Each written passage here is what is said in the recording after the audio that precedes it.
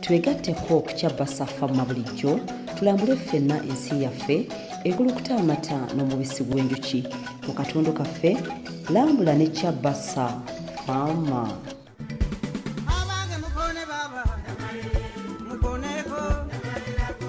Wano mu Buganda ensinza y'ennono kya bulambuzi kikulu naddala abo abakyakuumye ennono eyo. Ensinza eyo yeetoololeranga nnyo ku bintu eby'obutonde okuli emiti, amayinja n'enjazi, ennyanja n'emigga ssaako n'ensolo ez'enjawulo.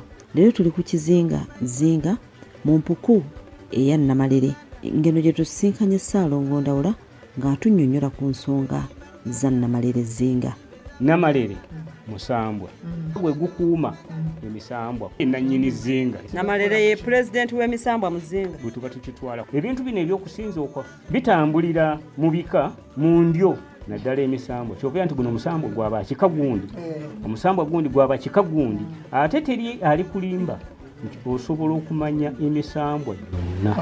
Ne bweba kimu kya 10 oyinza obutakimanya kubanga bakulaga nti emisambwa gye tumanyiiko gyemiki gyemitono, ate nga teri agimanyi kuba tujoogera buki bwogezera. Kati olubiri lwa butonzi, si lwe luno olukuba ensaasi, si lwe luno olulagula n'ensimbi nti eŋŋanda.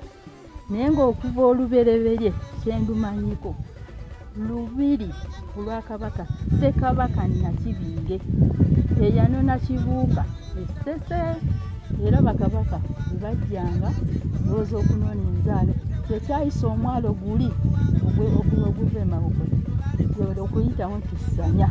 Twegatteko okukyabasa fama bulijjo tulambule ffenna ensi yaffe ekulukuta amata n'omubisi gw'enjuki mu katundu kaffe lambula ne kyabasa fama.